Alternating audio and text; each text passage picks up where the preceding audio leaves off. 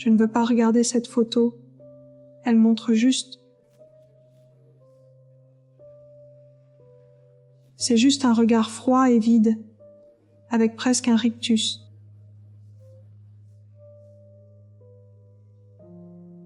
Je connais ce regard. Je l'ai déjà vu. Je ne vois aucune émotion. Il n'y a plus rien. C'est presque une coquille vide. C'est quelqu'un de profondément haineux et cruel.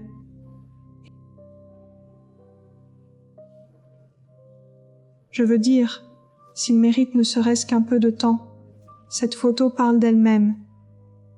Alors je n'aime pas regarder cette photo-là.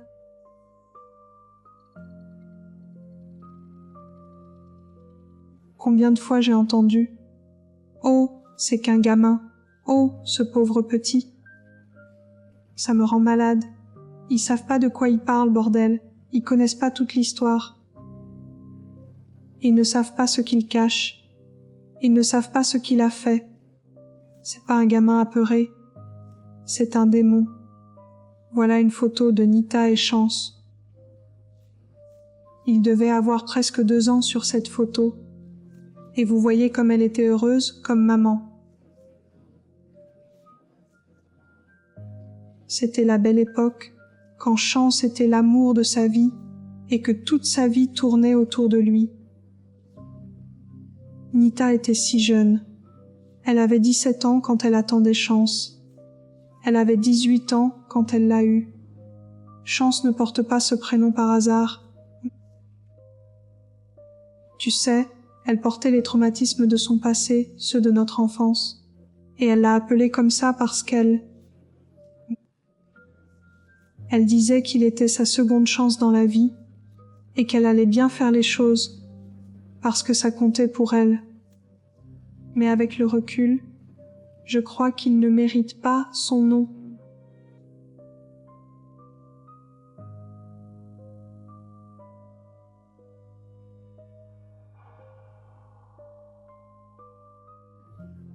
Nita a lutté contre ses démons pendant des années à cause des traumatismes liés à la traite et aux maltraitances qu'elle a subies. C'était un combat de tous les jours. À cette époque, Nita travaillait et essayait de reprendre sa vie en main. À peine commençait-elle à se relever que quelque chose la faisait retomber. Chance avait environ 2 ans lorsque Nita en a perdu la garde pour la première fois. Elle était complètement à la dérive. Elle était anéantie. À ce moment-là, notre mère et notre beau-père ont fini par obtenir sa garde temporaire. Nita me demandait tout le temps « Il va bien ? Promets-moi que tu prendras soin de lui. Promets-moi que tu veilleras sur lui. » On sentait presque son désespoir. Alors je lui ai promis que oui. Je lui ai promis que je veillerais toujours sur lui.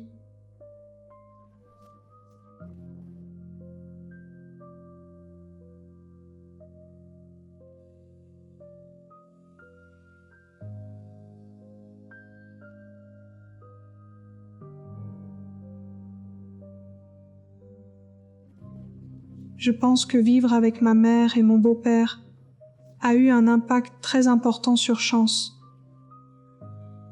Nita voyait Chance dès qu'elle en avait l'occasion. Elle appelait pour demander à le voir. Et puis, « Ah, on n'est pas là cette semaine, tu peux pas venir. » Ou « On est occupé ce week-end, tu ne peux pas être là. » Alors je suis sûre que Chance en a subi les conséquences. Peut-être qu'il pensait que sa mère l'avait abandonné. Il fallait que je lui explique, ce n'est pas que ta mère ne veut pas te voir, elle traverse des choses. Heureusement, j'habitais à 2 rues de chez lui. Alors j'allais le voir tous les jours. On faisait beaucoup de choses ensemble. On allait au cinéma tous les 4. On était tout le temps ensemble. Mais je n'ai jamais pu remplacer sa mère.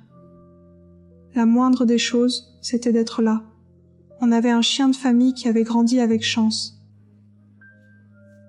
Il lui faisait des caresses, passait du temps avec elle, et elle dormait souvent avec lui quand il habitait là. Avec l'âge, elle a fini par décéder. Chance avait environ 9 ans à l'époque. Je me demande, comment est-ce que je lui dis ça?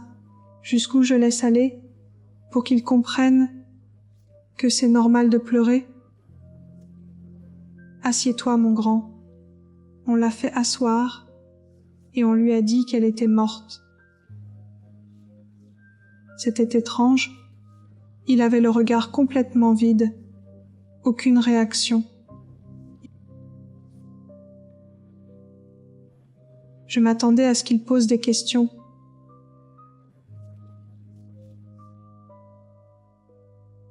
Qu'est-ce qui s'est passé? Où est-elle? Je sentais qu'il y avait un problème. Lui, il n'avait pas l'air de s'en soucier. Vous voulez me demander quelque chose? Je pense que ça m'a un peu pris de court.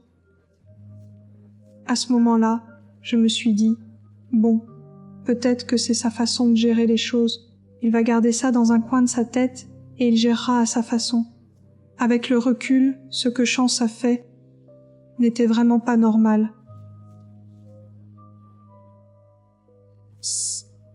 C'est une absence d'émotion, une absence d'empathie. Et on l'a constaté à mesure que Chance grandissait.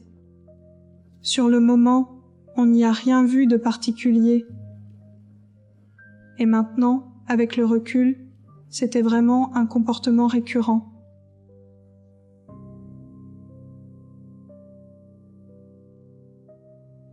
J'ai toujours espéré les voir ensemble. J'ai toujours voulu les voir ensemble. Alors oui, j'étais content. Et à ce moment-là, elle était, au début de sa grossesse, enceinte de son deuxième fils.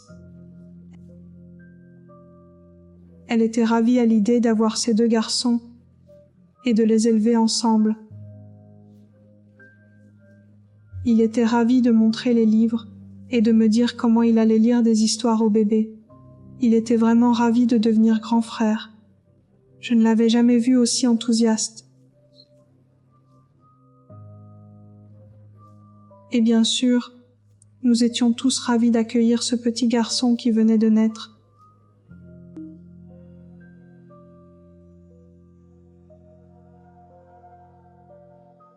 Je sais qu'il y avait des allégations de toxicomanie. Alors ils sont intervenus et ont retiré le bébé.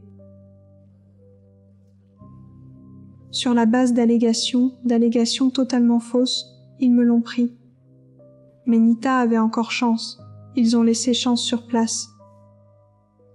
Et Nita a aussitôt engagé un avocat, prête à livrer bataille.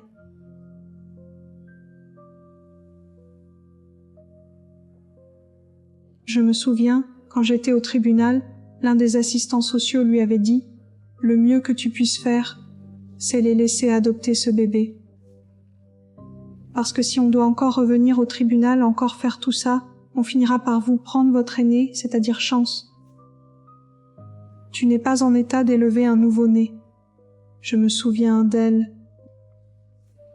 Elle a abattu ses mains. Ce sont de fausses accusations. Nita, elle disait, comment je vais faire? Elle était anéantie. Je peux pas faire ça. Elle pleurait encore. Et je me souviens qu'elle a pris cette épingle en signant.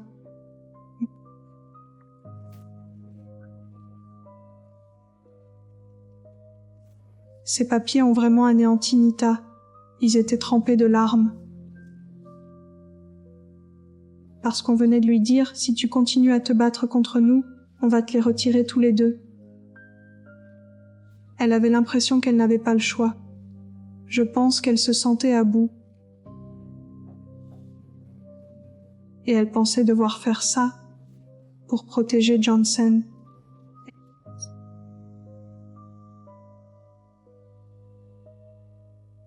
Quand Chance a découvert ce qui s'était passé, je sais qu'il était dévasté et qu'il avait le cœur brisé. Désolée, chérie, ils vont retirer le bébé. Avec le recul, c'est là que j'ai vu le plus d'émotion. Une émotion que j'avais jamais vue chez Chance, et je crois que c'était la première fois que je l'ai vue pleurer. Et là, j'ai vraiment pleuré, en tenant ce bébé contre moi. Chance savait que Nita devait faire un choix ce jour-là. C'est là que ses accès de colère éclataient. Comment t'as pu laisser faire ça?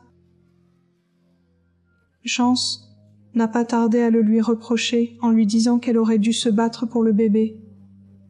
Il s'en servait presque comme d'une arme. Ce qu'il utilisait contre elle, c'était de lui dire « T'as perdu mon frère ». Et il savait quoi lui dire pour la blesser. Chance, l'enfant que je connaissais avant, par rapport à l'enfant qu'il était devenu, était tellement différent. C'est comme si un déclic s'était produit en lui. Un jour, je suis allée les voir, et en arrivant, Nita était bouleversée. « Qu'est-ce qui se passe ?» Elle m'a dit que Chance avait eu des ennuis à l'école. Chance m'a dit qu'il avait planté un crayon dans le cou de quelqu'un. Et là, je me suis dit « Quoi ?» Mon Dieu, je lui ai demandé, il est suspendu de l'école, la police a été appelée, cette personne a été grièvement blessée. Je pose ces questions et elle-même disait que non, que la police n'a même pas été appelée. Enfin, réfléchissez. Si quelqu'un se fait poignarder au cou avec un crayon, la police sera forcément appelée. À ce stade, on en a conclu que ça ne s'était pas vraiment passé. Mais le plus inquiétant, c'était qu'il avait monté cette histoire de toutes pièces. Et s'il a inventé cette histoire, c'est qu'il fantasmait à l'idée de faire du mal à quelqu'un. J'ai appris de ses amis qu'il disait que frapper quelqu'un avec la crosse d'une arme ou se retrouver mêlé à des bagarres inventées. Il a très certainement des fantasmes de mort et de destruction.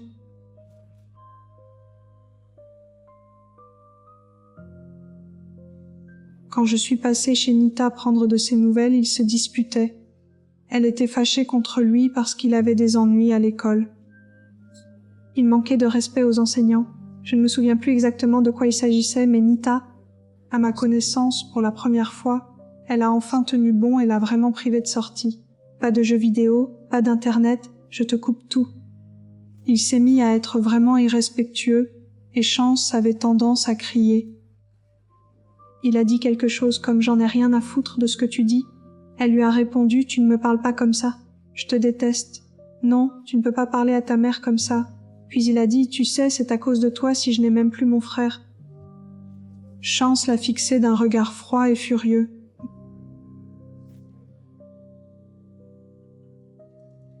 Sans aucune émotion. On aurait dit un avertissement.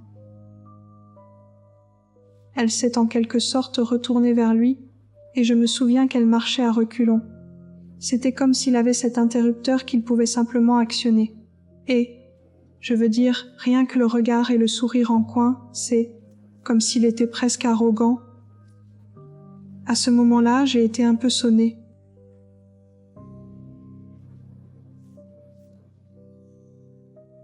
C'était assez choquant.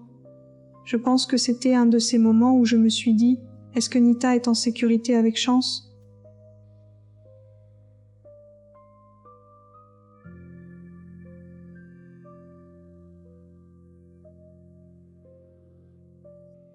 À cette époque, Nita avait commencé une relation avec un homme formidable qui la traitait bien. Tu sais, Nita était vraiment amoureuse. C'était tout simplement l'un de ces hommes que, si j'avais pu choisir quelqu'un moi-même, ça aurait été lui. Nita vivait en fait avec son petit ami à l'époque.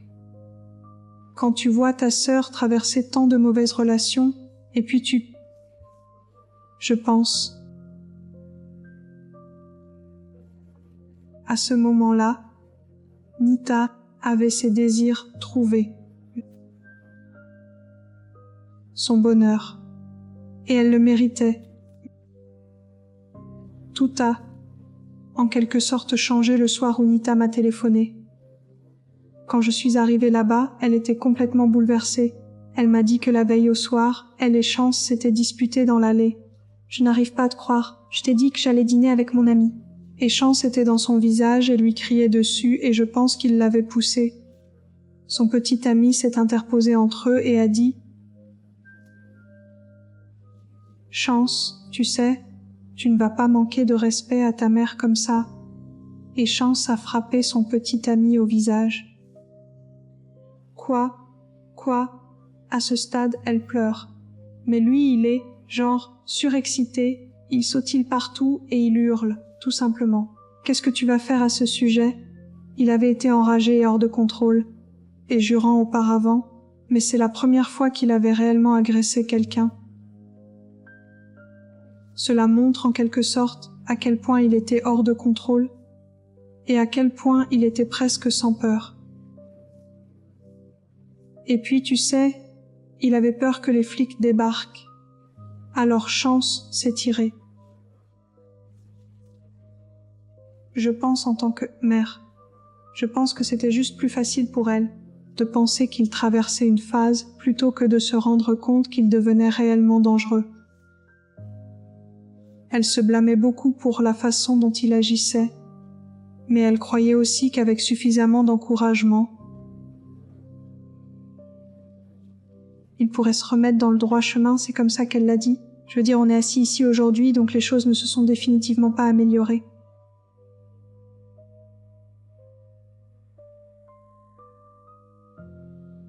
Avec Chance qui est prêt à vraiment frapper quelqu'un comme le petit ami de Nita, ça me dit qu'il n'avait peur de personne. Nous savions qu'il se comportait comme un mauvais enfant, mais les choses s'aggravaient. Quand nous avons fini par tout comprendre, il était tout simplement trop tard. Quand Chance s'est enfui cette nuit-là, nous avons localisé son téléphone. Nous avons appelé tous les amis que nous connaissions et nous avons finalement découvert que Chance était chez un ami.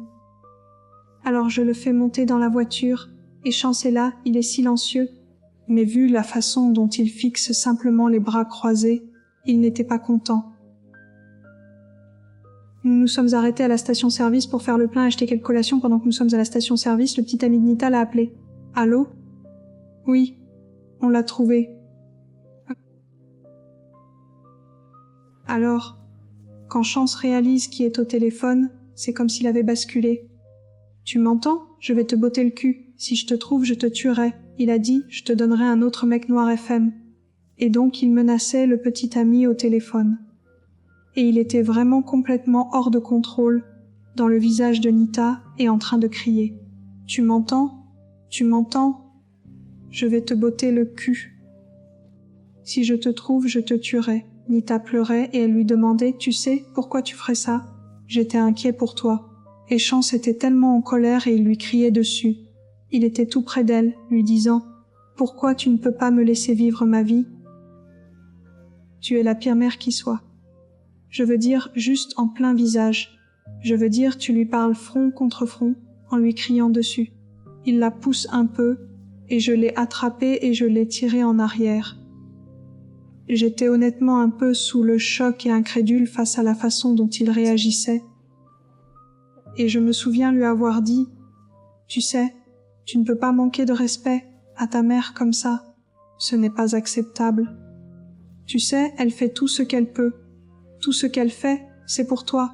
Et, tu sais, Nita pleure. Et c'est là qu'elle m'a dit, tu sais, Chance ne veut tout simplement pas que je sois avec lui. » Il ne se souciait pas d'elle, de son bonheur, ni de ce qu'elle ressentait. Je pense qu'il avait l'impression d'avoir gagné. Et c'est la première fois que je l'ai vu être violent avec sa mère. Et il se passait quelque chose de plus. Je ne voulais simplement pas trop insister. Et maintenant, je regarde en arrière et j'aurais aimé l'avoir fait. Chance ne veut pas retourner chez le petit ami. Nita ne va pas abandonner son fils. Et donc je les ai emmenés dans un hôtel et j'ai payé pour cela.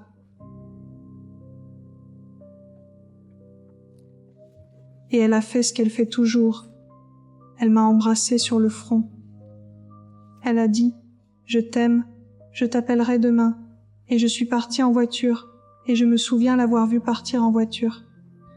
Et je regarde dans mon rétroviseur et elle a tourné la tête et elle a regardé en arrière.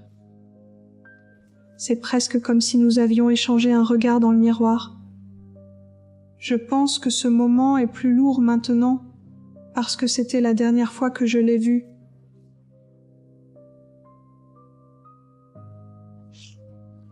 Et je l'ai laissée avec elle. et je savais que les choses n'allaient pas bien. Je savais qu'il empirait progressivement. Je savais qu'il était dangereux. Je le savais. Et j'ai vécu avec le fait que je l'avais laissé là. J'aurais pu changer l'histoire cette nuit-là, et je ne l'ai pas fait.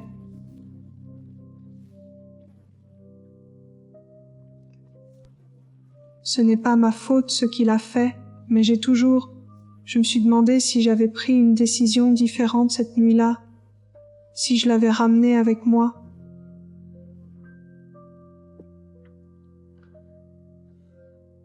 N'importe quoi, j'aurais fait n'importe quoi différemment. Est-ce que cela aurait pu empêcher ça? C'est comme le suicinisme.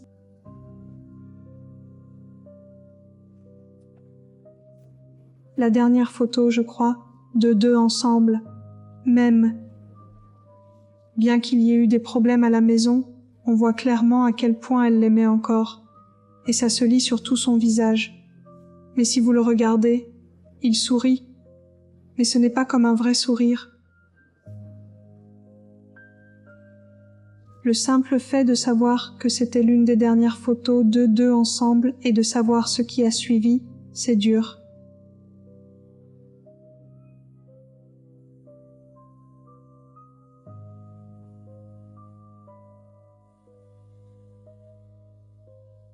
Elle voulait avoir ce bébé. Elle était vraiment enthousiaste à l'idée d'avoir ce bébé. Mais Nita savait parfaitement que Chance était possessif envers elle. Et elle savait que cela pouvait un peu compliquer les choses. Elle m'a bien dit qu'elle lui avait dit qu'il n'était pas heureux. Et il y a eu une grosse dispute, genre explosive. Et il dit qu'il ne voulait pas d'autres frères et sœurs, et qu'il le ferait. Je pense que les mots étaient « Sois hors du bébé ». Il l'avait menacée en disant qu'il allait la tuer, elle et le bébé. Et donc il avait des intentions assez malveillantes de faire du mal à cet enfant à naître. C'était très certainement la pire chose que je l'ai jamais entendu dire jusqu'à ce moment-là.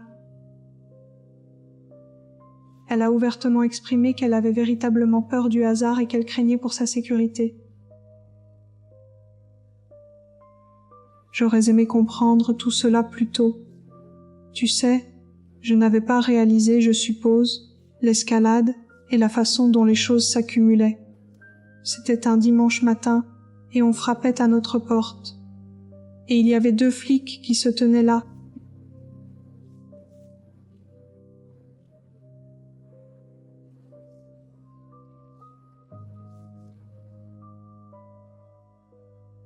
Et l'un a dit « Je suis désolé, votre sœur a été assassinée ». Et je ne pense pas qu'à ce moment-là, j'ai même eu une sorte de réaction, je pense que je l'ai juste un peu regardé fixement. Parce que ces mots qui sortent de sa bouche n'ont tout simplement aucun sens. Mes genoux ont flanché, je suis encore un peu dans les vapes. Et il commence à me poser des questions. Qui voudrait lui faire ça? Et quand avez-vous vu votre neveu pour la dernière fois? Et as-tu eu de ses nouvelles ces 2 derniers jours? Et puis je me souviens qu'il disait, son fils ferait-il cela?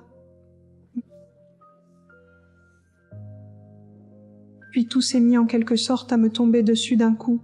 Tu sais, tous les signes avant-coureurs et tous les signaux d'alarme, la violence, les menaces, la manipulation, le manque d'empathie, tout cela arrive en même temps. Qui est la personne qui peut s'approcher d'elle à ce point? Qui est la seule personne qu'elle ne blesserait pas? C'était lui. C'était la Chance. Et le détective a appelé. Il a dit « Hé, mon pote, on l'a trouvé. » Et il m'a demandé « Êtes-vous assis ?» Et il a dit Chance a avoué le meurtre de votre sœur. » Et j'ai dit « Oh mon Dieu, d'accord. » Et il a dit « Veux-tu savoir comment ?» Et j'ai dit, j'ai besoin de savoir ce qui s'est passé. Et il a dit, une autopsie va devoir être pratiquée, mais nous pensons que votre sœur a été poignardée. J'ai dit, ok. Et il a dit, tu vas bien? Je me souviens avoir dit quelque chose comme, je ne serai jamais bien. J'ai su cette nuit-là que nous n'avions pas seulement perdu Nita, nous n'avions pas seulement perdu le bébé, nous avons perdu Chance. Nous avons perdu 3 personnes ce jour-là. En un seul acte, 3 vies ont été perdues. Il n'y avait là ni soulagement ni paix. Le meurtrier est pris. Et c'est mon neveu. Donc c'est son autopsie.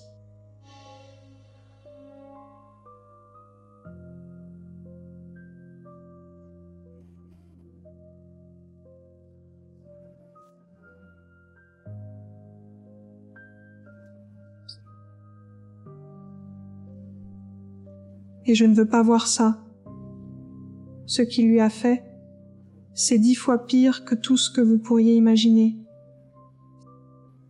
Après 8 ans, on pense être prêt à enfin le voir, et je ne l'étais pas. Je ne pense pas que j'arriverai un jour à ce stade. Ce dessin me dérange parce qu'il représente chaque blessure par arme blanche. Anita avait en fait été poignardée 57 fois. Réfléchissez-y, comptez 57 fois. Comptez le fait de lever et d'abaisser votre main 57 fois. Cela fait 56 fois que tu aurais pu t'arrêter. Cela fait 56 fois que tu as consciemment pris la décision de continuer. Encore et encore, tout simplement sans relâche, aucune pitié. Il avait l'intention de lui infliger autant de douleur qu'il le pouvait. Il est vraiment difficile d'imaginer ce qu'elle a traversé dans ces derniers instants. La douleur qu'elle ressentait, et je ne parle pas de cela physiquement, je ne parle pas de douleur physique, je pense à la douleur qu'elle a traversée émotionnellement. Le dernier visage qu'elle a vu était celui de la personne qu'elle aimait le plus au monde. Il ne se passe pas un seul jour sans que j'y pense, et j'y penserai probablement pour le reste de ma vie. Tu peux dire ça. Donc cette vidéo a été prise par une caméra de surveillance d'un magasin. Elle a probablement été prise 20 ou 30 minutes avant qu'il ne la tue. C'est vraiment étrange de savoir que c'était la dernière heure de sa vie. Le moment où il danse un peu et tourne sur lui-même. Je ne sais pas pourquoi cette partie me dérange autant. Peut-être pour moi parce que je sais ce qui vient ensuite. Il fait juste comme si de rien n'était, mais je crois qu'il savait. Je ne pense pas que c'était une attaque provoquée. Je ne crois même pas qu'il se soit disputé. Je crois en fait que cela a été méticuleusement planifié. Je crois qu'il savait ce qu'il allait faire. Son plan était de rentrer chez lui, de le faire. Prends son argent, prends sa voiture et va chercher ses amis et va faire la fête. C'était son plan. Ils étaient rentrés à la maison et elle rangeait les provisions. Il est allé se changer, a pris le couteau dans le tiroir de sa commode où il dit qu'il le gardait. Il est entré dans la cuisine où elle se trouvait et il l'a attaquée par derrière.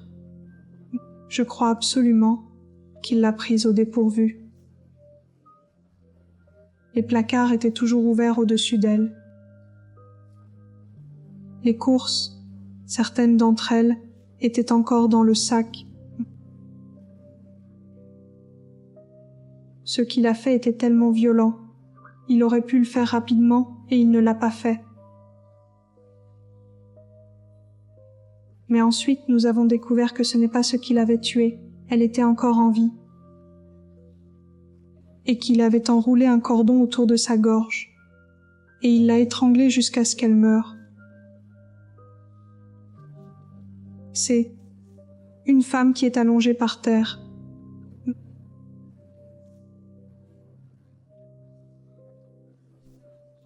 Son fils venait de la poignarder 57 fois.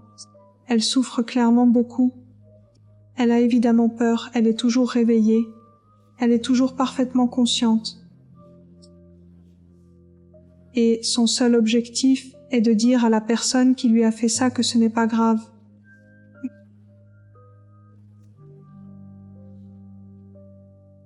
Elle savait qu'elle allait mourir. Et elle l'aimait quand même.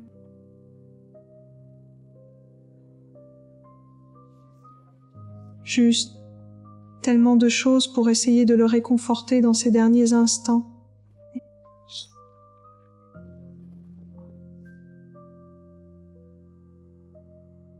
C'est tout simplement maléfique. C'est presque satanique. Lui faire ça. Il est resté calme, s'est habillé et est allé faire la fête avec ses amis. C'était la vie qu'il voulait et il l'a tuée pour l'obtenir. Mais jamais, jamais, jamais, je n'aurais imaginé que la personne à qui elle avait donné la vie prendrait la sienne. Le simple fait de savoir, genre, à quel point elle l'aimait. J'avais toujours promis à Nita que je prendrais soin de lui.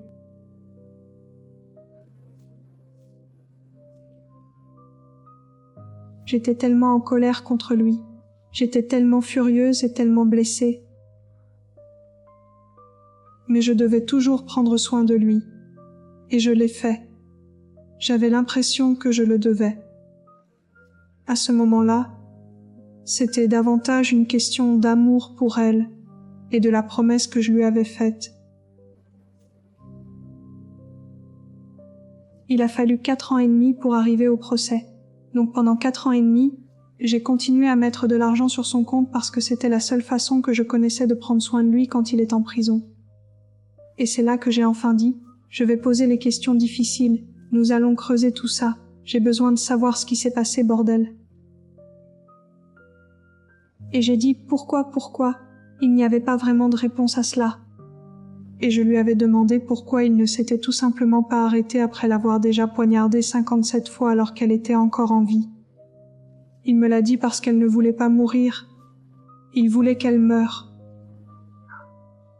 Je peux encore entendre sa voix dans ma tête le dire. Je me souviens encore qu'il l'a dit. Et à ce moment-là, une flamme s'est allumée. Et je savais que je ne pouvais pas m'arrêter avant qu'elle n'ait... Justice. Justice. Justice. Une chance.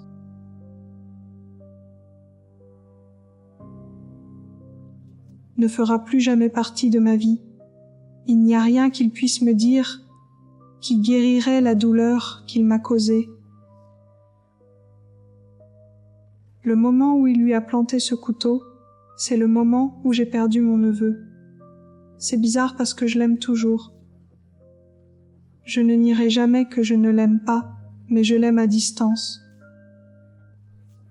Ce dernier coup de téléphone que j'ai reçu de lui, mes derniers mots pour lui ont été « Chance, je veux que tu saches que je t'aime, je t'aimerai toujours. J'ai entendu parler de ce que tu as fait, mais je t'aime vraiment. » Il fallait qu'il sache que je l'aimais. Et puis, j'ai simplement arrêté de répondre à ses appels. Depuis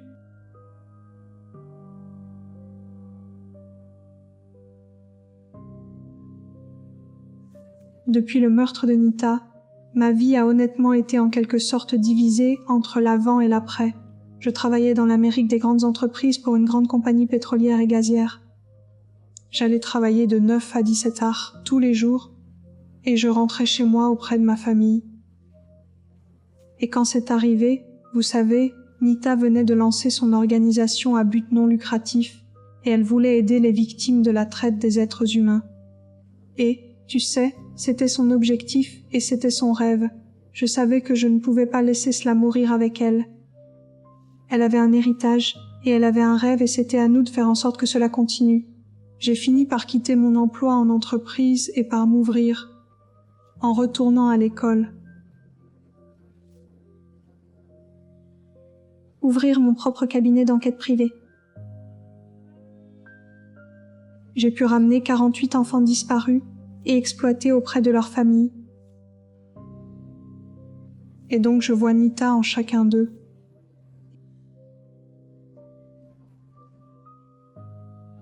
Tu la vois pendant qu'ils traversent ce processus de guérison, et tu vois une part d'elle quand tu vois à quel point ils sont brisés. Et puis ils commencent à guérir et vous commencez à voir son sourire en eux.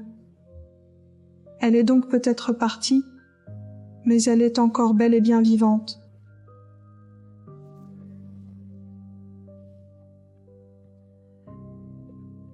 Il pensait seulement l'avoir tuée.